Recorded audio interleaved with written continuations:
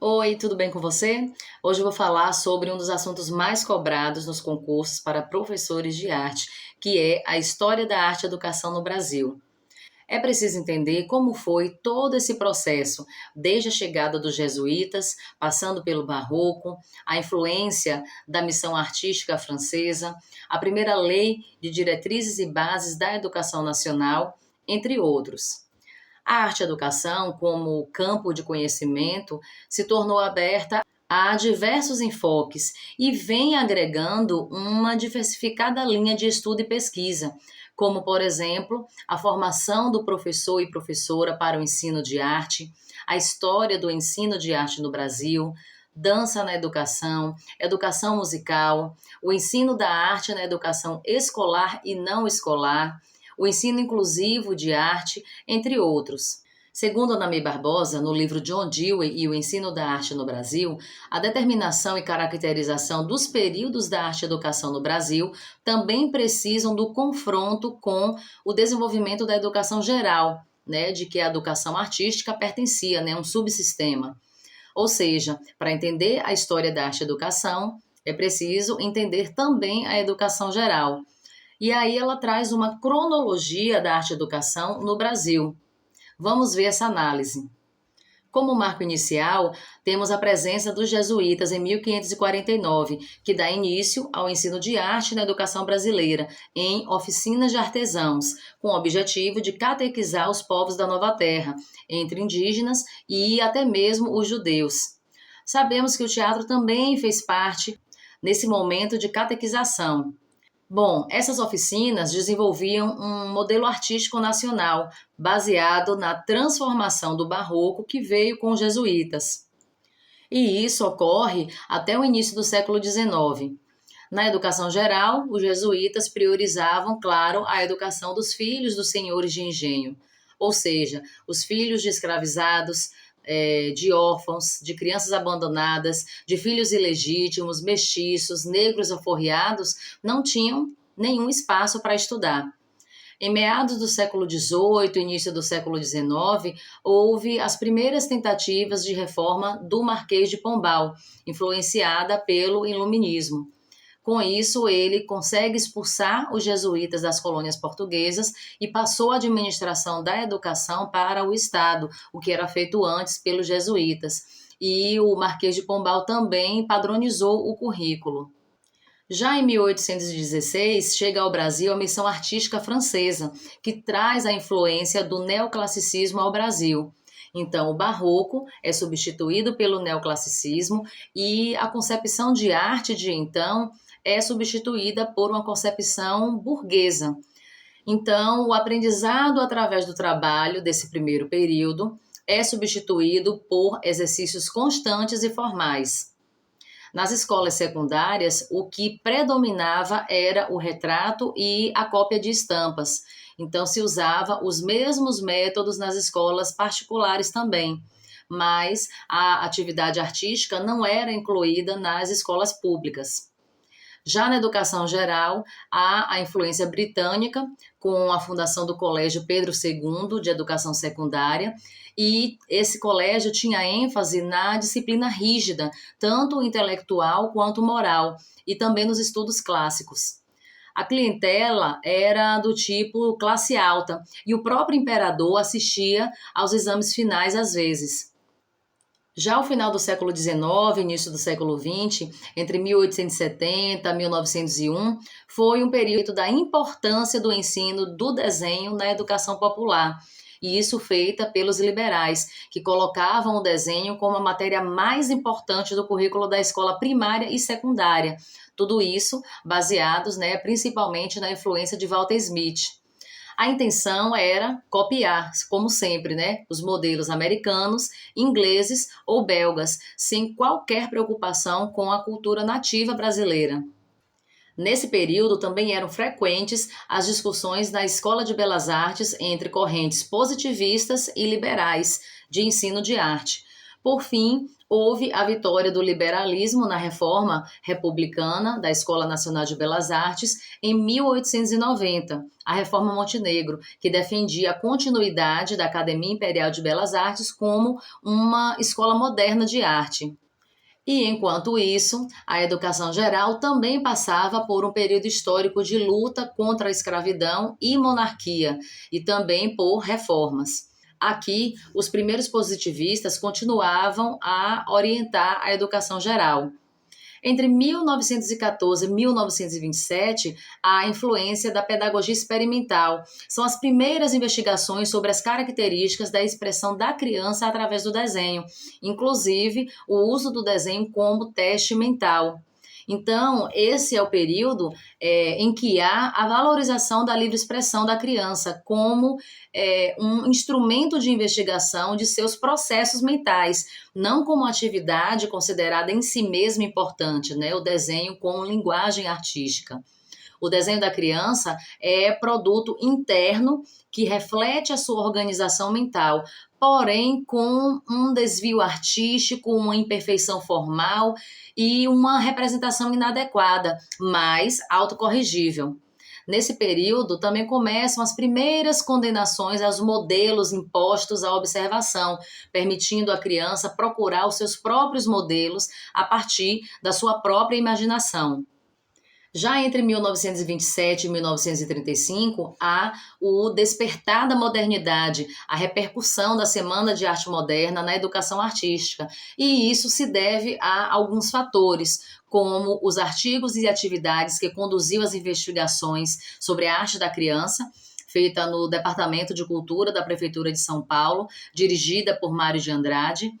Também dos cursos dirigidos por Anita Malfatti, nos quais ela tenta desenvolver os métodos aprendidos com Homer Boss, e também nesse período há a influência de John Dewey e equilíbrio entre a abordagem nacionalista do ensino de arte, centrada em conteúdos, e a ideia da universalidade da linguagem infantil, de Nereu Sampaio. Na educação geral, há um despertar da consciência nacional, né? O movimento da Escola Nova que trouxe reformas educacionais com o objetivo de democratização da sociedade. Entre 1935 e 1948, há a primeira tentativa de se estudar a arte da criança na universidade, no curso de Mário de Andrade, na Universidade do Distrito Federal. Nas escolas elementares e secundárias, houve uma diluição dos métodos propostos pela Escola Nova. Entre os anos de 1948 e 1958, há uma supervalorização da arte como livre expressão e a aceitação da arte na educação como atividade extracurricular e até extraescolar. E é esse período que são criadas as escolinhas de arte, como também temos, né, as influências do Herbert Reed e do Victor Lowenfeld. Bom, essa cronologia que a Ana May Barbosa nos traz é bem didática para que entendamos como foi evoluindo, como foram acontecendo os movimentos, a visão, né, desses estudiosos e autores sobre o ensino de arte fora do país e como isso ficou refletido aqui no Brasil na arte e educação. Mas falando de forma mais sintetizada e para melhor entendimento, eu gosto muito de dizer que no Brasil o ensino de arte possui três grandes tendências conceituais: o ensino de arte pré-modernista, o ensino de arte modernista e o ensino de arte pós-modernista. Assim sendo, o modernismo vai ser a referência do antes, do durante e do depois, e é a grande ruptura no modo de conceber arte e o seu ensino, que tradicionalmente, né, no início da história da arte e educação, era centralizado no ensino da técnica. Então vamos ver essas três tendências. Ensino da arte pré-modernista, arte como técnica. Bom, essa concepção está ligada à origem do ensino de arte no Brasil. Com a presença dos jesuítas, em 1549, iniciou-se o ensino da arte e educação brasileira, em oficinas de artesãos, com o objetivo de catequizar os povos da nova terra. Na educação formal, o ensino de arte tem início com a criação da Academia Imperial de Belas Artes, em 1826, 10 anos depois da chegada da missão artística francesa ao Brasil, que também é um marco importante na história da arte e educação brasileira. Com influência neoclássica, na Academia de Belas Artes, predominava o exercício formal de produção de figuras, desenho de modelo vivo, do retrato, da cópias de estampas, que obedeciam técnicas e regras muito rígidas. A arte era considerada um instrumento de modernização de outros setores, ou seja, não tinha importância em si mesma. Com a abolição da escravatura, em 1888, e a proclamação da República em 1889, o ensino da arte passou a outro papel, através do desenho como linguagem da técnica e da ciência, valorizados economicamente. A implantação do ensino de desenho no currículo escolar teve como objetivo primordial de preparar o estudante para o mercado de trabalho. Com base em Comte, os positivistas brasileiros acreditavam que a arte tinha importância porque contribuía para o estudo da ciência, desenvolvendo o raciocínio. Aqui a gente não tem a arte, como área de conhecimento ainda. Então, quase 4 séculos do ensino de arte no Brasil foram baseados na concepção da arte como técnica, cuja orientação de ensino parte de 2 princípios. Primeiro, técnicas artísticas para o trabalho. Segundo, arte para o ensino de disciplinas mais importantes do currículo escolar, como matemática e português. Ou seja, nessa concepção, o ensino de arte não possui um fim em si mesmo, mas como um meio para atingir um objetivo que não está relacionado com o ensino de arte por si mesmo, da arte como área de conhecimento, como sabemos hoje. Ensino de arte modernista, a pedagogia experimental, arte como expressão. Bom, essa concepção de ensino de arte tem as suas bases ligadas ao movimento Escolinhas de Arte, o MEA, O MEA teve grande influência sobre o ensino de arte na escola, mesmo que na prática tenha sido um movimento de ensino de arte extraescolar. O MEA foi o primeiro grande movimento que possibilitou o processo de transformação metodológica e filosófica da nossa arte-educação. Além disso, por mais de 2 décadas, o movimento Escolinhas de Arte foi responsável pela formação dos arte-educadores de vários lugares do Brasil, essa formação inicial e formação continuada. Porém, a origem da tendência modernista do ensino de arte veio antes do movimento das escolinhas de arte. Vários fatores contribuíram, dentre eles a implementação da pedagogia experimental nos cursos de formação de professores no estado de São Paulo, através da influência europeia e americana. O desenho infantil, pela primeira vez no Brasil, foi tido como livre expressão da criança, como representação de um processo mental que poderia ser investigado e interpretado. E com a Semana de Arte Moderna, em 1922, influenciada pelas vanguardas europeias, especialmente pelo expressionismo, esses desenhos começam a ser reconhecidos como produto estético de fato. Mário de Andrade e Anita Malfatti foram fundamentais nesse momento, introduzindo ideias da livre expressão com novos métodos que valorizavam essa espontaneidade e expressão da criança. Lembrando que a livre expressão foi originada lá no expressionismo.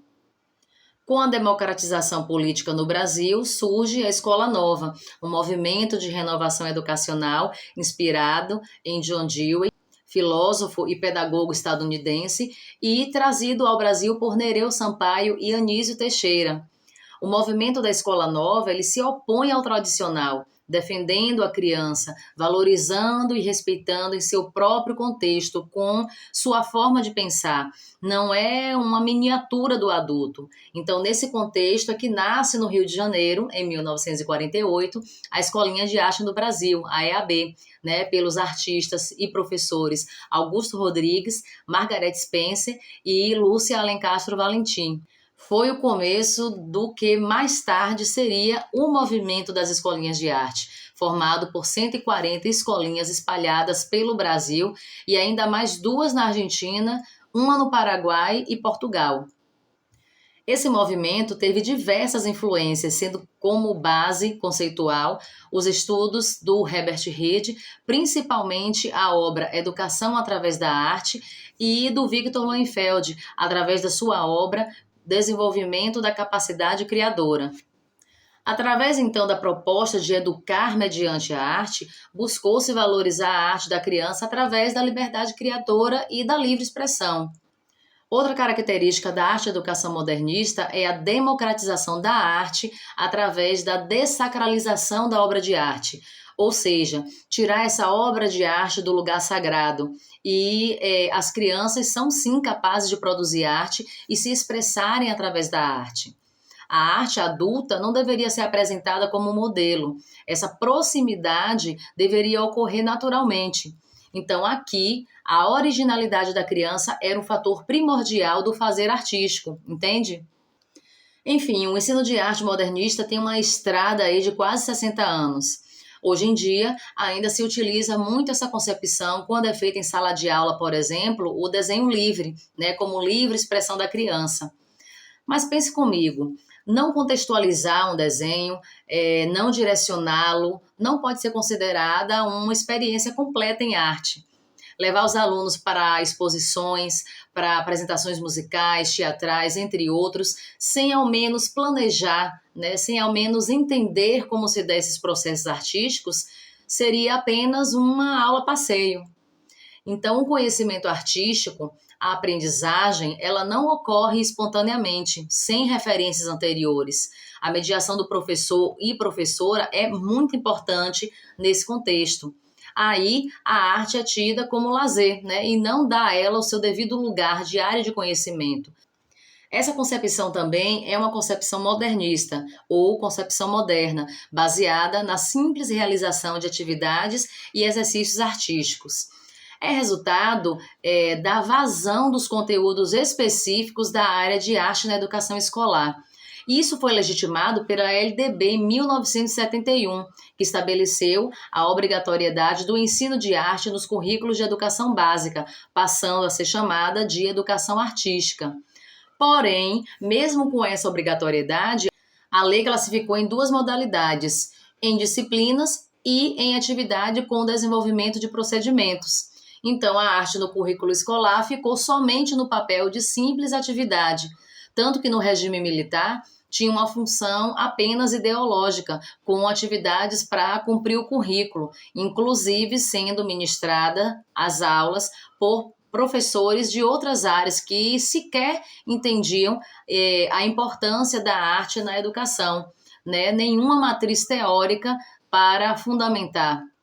E, infelizmente, ainda hoje vemos nas escolas práticas dessa concepção, como, por exemplo, cantar por cantar, apresentações somente para as datas comemorativas, decoração da escola, entre outros. Mas os arte-educadores brasileiros se organizaram para que a arte estivesse no currículo escolar como campo de conhecimento, com conteúdos, objetivos, avaliações próprias e não só como atividade. E é daí que surge o ensino da arte como conhecimento, a próxima tendência, né? A próxima concepção. Ensino de arte pós-moderna. Essa concepção defende a arte na educação, na própria arte, o chamado essencialismo da arte. A arte é importante por si mesma e não para outros fins. Arte é área de conhecimento, como construção histórica, social e cultural. Atualmente, a abordagem mais contemporânea está ligada ao desenvolvimento cognitivo, na forma de como se aprende arte. E a tendência pós-modernista ou pós-moderna surge em meio a essas questões. Na década de 1980, surgiram as associações de arte educadores e cursos de pós-graduação, acentuando ainda mais as reflexões sobre o ensino de arte e o processo de ensino-aprendizagem. E com a Constituição Federal de 1988, começam as discussões sobre a nova LDB, e nas 3 versões foi tirada a obrigatoriedade nas escolas. Os arte-educadores, então, se organizaram mais uma vez e, com muita luta, conquistaram, com a nova LDB de 1996, a obrigatoriedade do ensino de arte para toda a educação básica.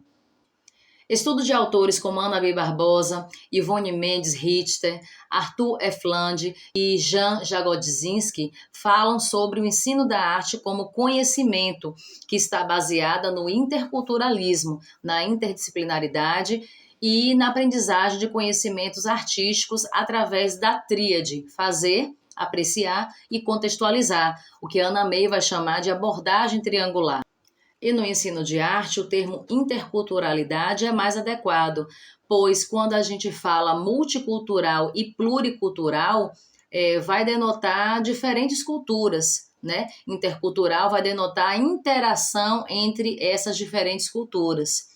No entanto, para que isso aconteça, é preciso pensar numa interdisciplinaridade com colaboração e reciprocidade entre as disciplinas. A arte contemporânea não tem fronteira entre o visual, entre o gestual, o sonoro. É uma tendência atual o interrelacionamento de diferentes linguagens, então, também de diferentes culturas. E outro tema na arte e educação pós-moderna é a proposta ou abordagem triangular da Ana May Barbosa. A proposta valoriza tanto o processo quanto o produto. Lembrando que, enquanto o ensino como técnica pré-modernista valorizava o produto e o ensino como expressão da abordagem, né, da concepção modernista valorizava o processo, aqui nessa proposta é o conjunto dos dois, com a leitura da obra de arte, a contextualização histórica e o fazer artístico. Enfim, nesse vídeo você soube mais sobre a história da arte e educação no Brasil e, resumidamente, né, podemos dizer que existem concepções para o ensino de arte que passa pelos jesuítas com a valorização da técnica, da livre expressão, valorizando o processo e, finalmente, uma concepção atual, a pós-moderna, na qual há uma abordagem triangular proposta por Ana May e a importância da interculturalidade para o ensino e aprendizagem na arte. Eu trouxe essas concepções nessas divisões para melhor entendimento dentro do contexto histórico-social nas quais surgiram. Porém, mesmo tendo essa cronologia, essas concepções não estão apenas vinculadas a um determinado tempo e espaço no passado, pois ainda hoje são encontradas concepções diferentes em uma mesma prática educativa.